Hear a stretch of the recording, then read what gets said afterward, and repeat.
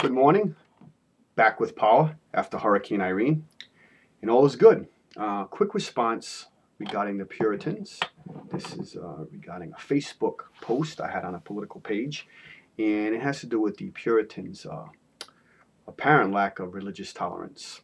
And first of all, let me say the Puritans, like everybody else, including myself, are a product of their times. As much as we'd like to make decisions, have worldviews based entirely upon information, careful examination, etc., etc. In a lot of ways, the time we live has a great impact on how we live our lives. And the Puritans were no exception. So let me just make a couple of comments about the Puritans, just to give them a little grace before I actually show where they're in error, which they were on occasion. At the time the Puritans were around, these were people of great faith, and they loved their Bible, and they loved, examining the Bible, studying the Bible, scrutinizing the Bible, stuff of this nature. And because of this, they were very scholarly, and when they found people who they believed were clearly insulting the Bible, were engaged in what was a big term at the time, heresy, something we don't really pay much attention to in the 21st century. They felt it was something to be taken seriously. And this is why the Puritans were not a people of religious tolerance. When they found people who they believed were not worshiping God properly, not reading the Word of God properly, they really didn't want them around. And they weren't tolerant in that respect. But I think their motives were good because if you think people are dishonoring God, people are being heretics, you think in some capacity, some way, that you should be punished. And you would certainly want them in your church to be excommunicated, which I have no problem with. If you're in a church and you believe somebody comes in and starts, spouting out heresy, you have every right to let them see the door. However, when it comes to the idea of living in a society with people who have difference of opinions, this is where the Puritans are in error. And this is where a lot of people of different philosophical persuasions can be in error, particularly regarding Christian philosophy. It's this notion of people will say, well, God is God, and that is true. But do you really believe it? I mean, if you really believe it, I think you would distinguish the fact that there are crimes and there are sins in life that need to be administered differently. Clearly, criminal activity, theft, violence, society needs to deal harshly with for the protection of its citizenry. And how that can be done, people can debate that through a state or through some other mechanisms. So people who are evildoers can be punished. However, not just in the Old Testament, but also in the book of Acts, and probably other places in the New Testament, when God is really offended with people, if people have really wronged God, he can take them out.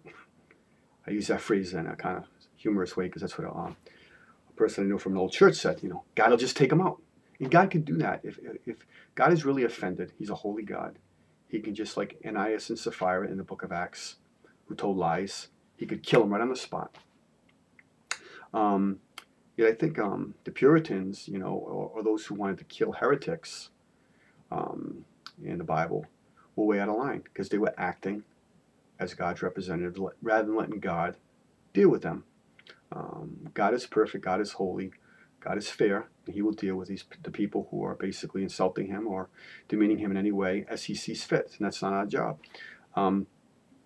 So yes, the Puritans did not were not good at religious tolerance, and I can't argue that.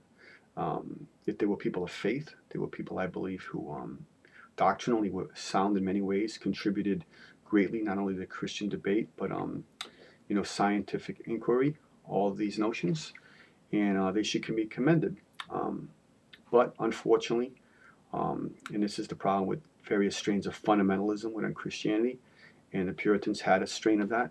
It's like, well, maybe God's acting too slow, or we got to act for him.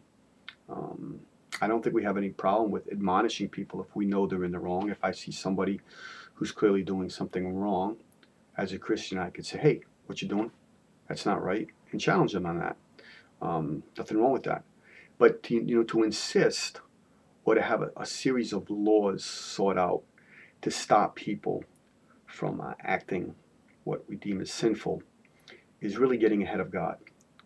Let God do these things. Let God deal with people who are immoral, sinful, and for the sake of what ultimately is better, a liberal republic, one of liberty. We need to be, for lack of a better word, tolerant to those people who we find offensive or we find who are offending God. Because God is a big boy. God can handle himself. God can deal with sinful man. He who sits in the heavens laughs when people try to usurp him or try to make him irrelevant. God will always be relevant. He will always be holy. He will always sit on the throne. He will be sovereign. And Satan is not the ruler of this world. God will always be the ruler of this world. He's the ruler of me, and he's the ruler of the one who refuses to bend the knee. So back to my original premise. Yes, my friends who wanted to attack the Puritans for their lack of religious tolerance, you have a very, very valid point. And hopefully Christians in the 21st century can honor God, live God rightly, live God in a sense of grace, humility, and in righteousness, and stand up for those things that are truth, but do it in a way that is charitable and lovingly, and let God ultimately make the decisions about who really needs to be sorted out as being, heretics or blasphemers or whatever. God is in charge, and I'm very comfortable with that, and hopefully other Christians will as well. Thank you for listening. Till next time, Johnny W. Bread. Enjoy your day.